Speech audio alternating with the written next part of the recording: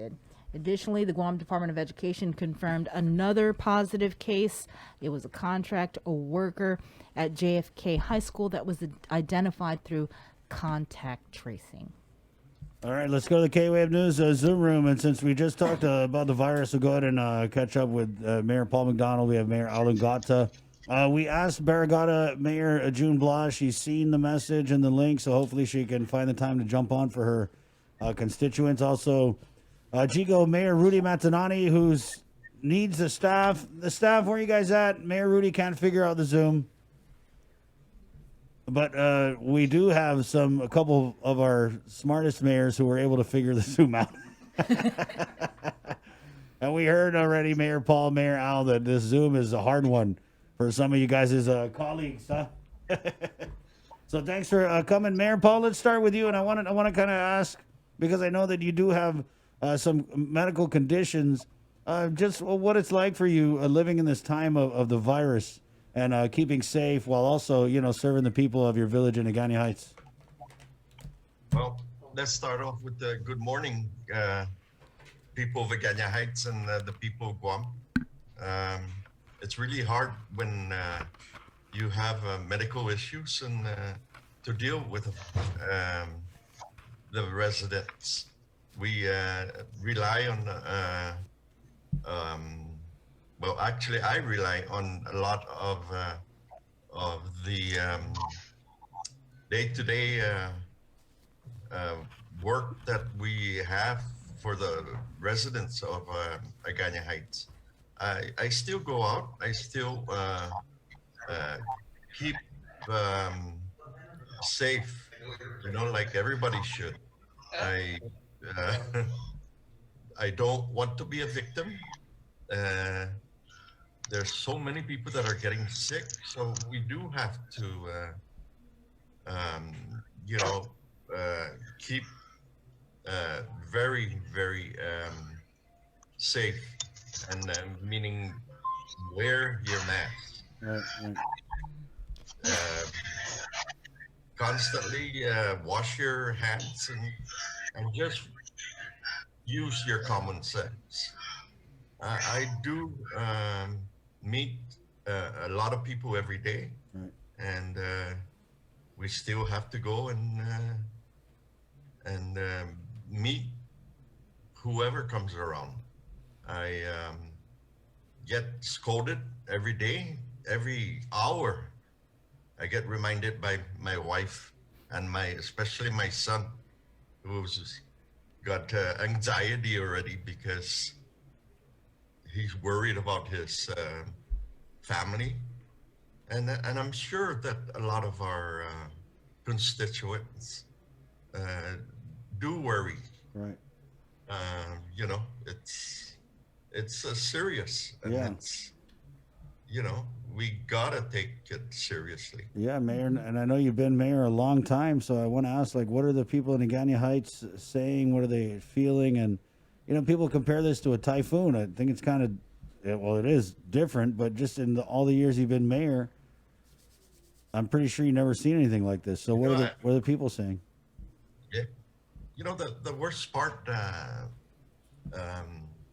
Chris, is we've never actually been interrupted in our lifestyle in Agana Heights like this.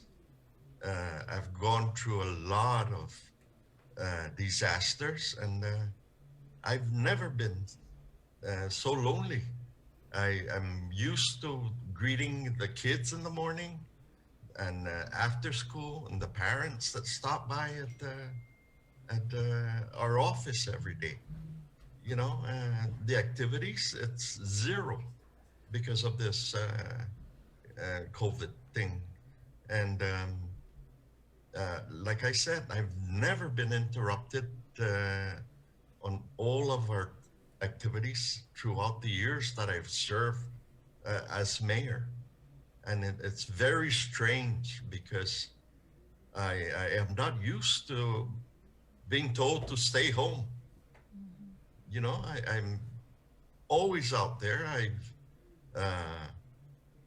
have these activities that have been canceled, or Right. summer camp, or after school program, or Halloween. We still haven't decided yet about what to do in Halloween. Yeah, we were going to We've ask about that. canceled, Yeah. yeah, and Easter or Coconut Fair. You know, these are activities that we look forward to, no? And the kids, especially the kids, I don't know how they're gonna react after all. Hopefully that this pandemic ends. Right. Yeah, Mayor, that You know, sounds really, really depressing. Yeah. And you really do yeah, sound like, how are you really though? How are you really coping with this? Because you no, sound I'm really, coping. I've knock on wood, I've not been ill. Uh, I have family and friends that have been ill, and I I I feel for them. I have um, Therese that had just passed away. She's a very close friend of ours, Therese Flores, and we pray for her. I've been through the first time they've been admitted, or she's been admitted to the hospital, which was a month ago, and I saw her just deteriorate. Her husband Tom is devastated. You know, he's been married to her a long time, and they're very nice couple. They usually come to my home and visit us at least once a week, and I don't know. Uh, you know, it's just different. Yeah, it is. Let's I bring. hope, I hope nobody ever experienced this. But once I found out about her, it's, it's just totally different. You know, I feel bad. I feel bad. And I pray for everybody in Guam. yeah.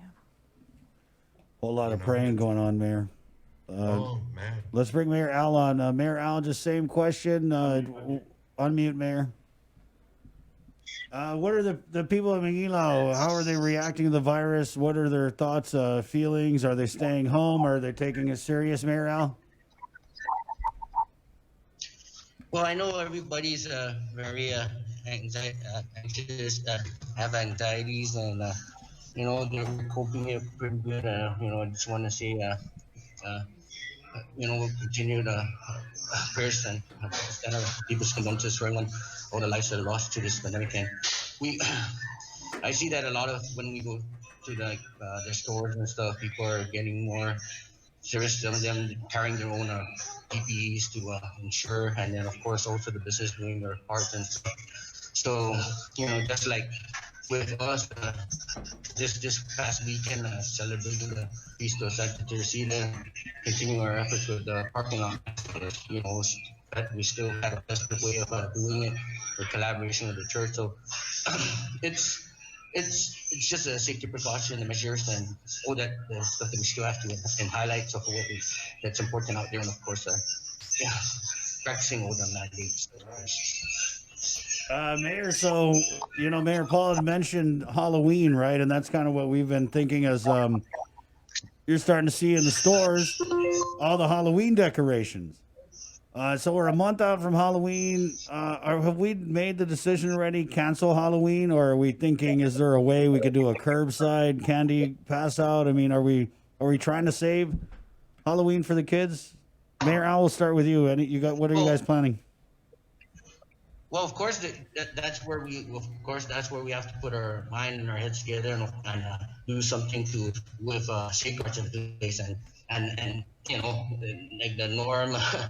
Some people might want to stay in their house. Some people might still want to go venture. I'm not too sure that different avenues would take the in light of those things. Of course, my staff and myself, we would like to something like grab and go, come and get a bag of goodies. Or something, or normally they have a celebration with down at the parish. So all those things into place, and planning, of course, planning is very important, and Normally they have the trick or trunk. We get involved with those things. So those are the measures we have to get together and see what will work. And of course, still instill with the kids that because this is the time to where they have to, but we have to stay vigilant and remember, and also be on the side of trying not to make them at least something memorable that they can look forward to. Mayor Paul, Yes. Halloween. What are we planning? Are we planning for Halloween, or is it canceled? No, actually, our our staff and I we're trying to play it day by day, because if we still see that that we're still in core one, then definitely we're not gonna have anything. But if it's maybe core three, then we have a plan. We may have a drive-by trick-or-treat, and we plan to decorate our stage. And as they drive by, we will give them a treat, and they can look at our stage, and this is one that we hope that we do not cancel. There's just no activity for the kids. And again, when the kids on Halloween go out, they actually deserve to have a celebration or an activity, because it's just been too long cooped up in the house, and that it's just a leery situation in our village. Yeah. You don't see any kids walking around. You don't see any activities. Our baseball field, as one time, was the most busiest baseball field. Even the basketball gym. court, right? Yeah.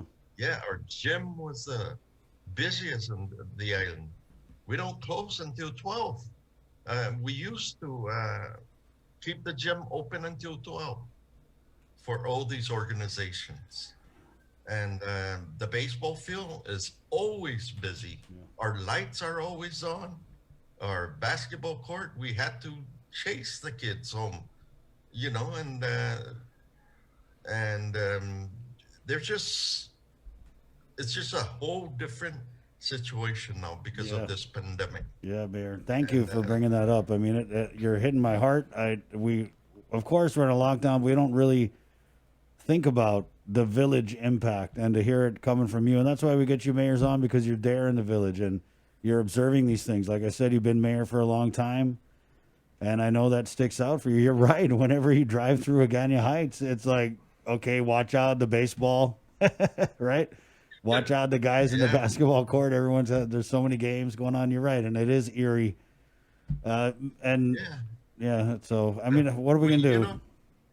We have this going on for over 20 years, and we've never had to shut down this long. The longest we've shut down was 2 days, or even for the activities for the adults. We have our softball league. It went up to 91 teams. Can you imagine that? Almost went year round at one time, and for total shutdown. Oh my God, and we still keep the fields, the baseball field maintained, because once you don't take care of your baseball field, it overgrown, and it's harder to keep up. Right. But the softball league is 28 years old. I'm sorry, 28 years old. It's the longest softball league ever in history. Yeah. And believe me, Chris, even during the typhoon, our lights will go on right after the typhoon. They go on a couple of days later because the sport is just very, very popular. Yeah. What So about the softball league, the Agana Heights annual intramurals, it's the longest serving league ever. Wow. So can you imagine that too? And the Guam Masters, since February, they have not used the gym because of the restriction. Wow. And the Guam Masters, everybody comes out, the old folks, and I miss all this. I know. I miss it. Yeah, you know. But again,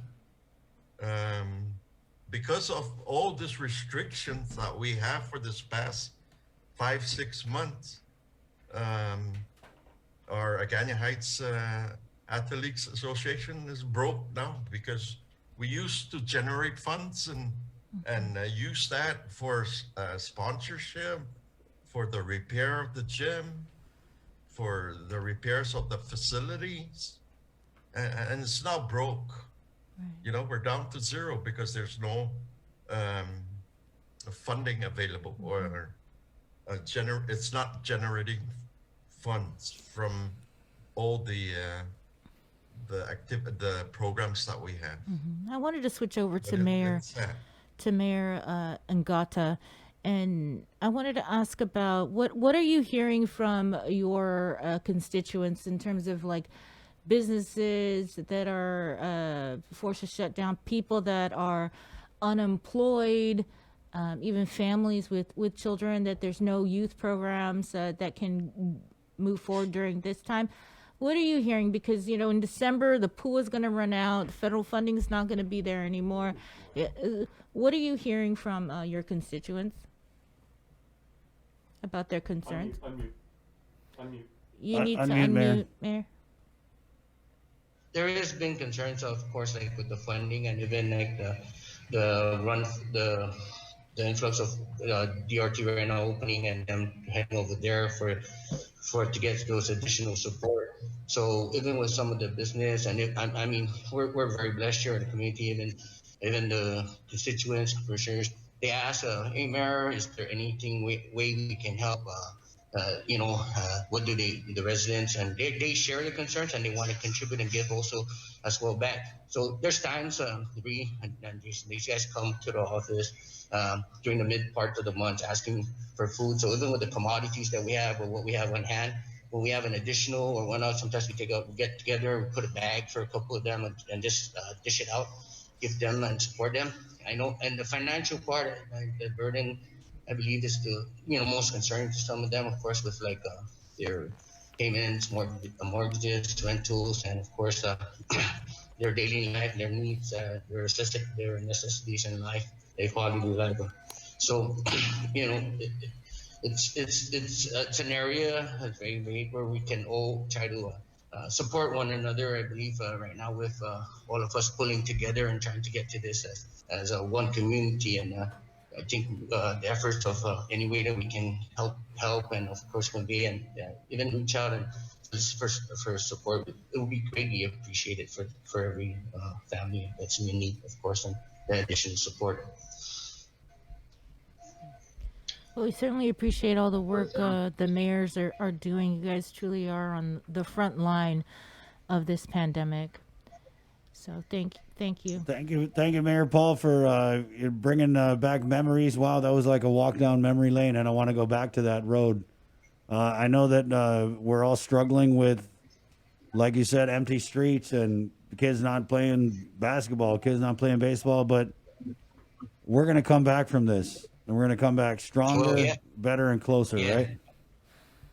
I just want to echo like Mayor McDonald, even with like now, this is where the season for football is too up here at the Eagles. So, I'm starting to see just the other day, we were up there at George Washington, and it's like, season or any other of my constituents or my colleagues and their community, how we try to keep the areas the sidewalks and whatnot. So these guys get out and get some air, release some of the stress, go jogging, exercising, doing family activities. We see a lot of that. We see a lot of those exercising, and of course, still with following with the mandate. So, yeah, it's just something that we have to.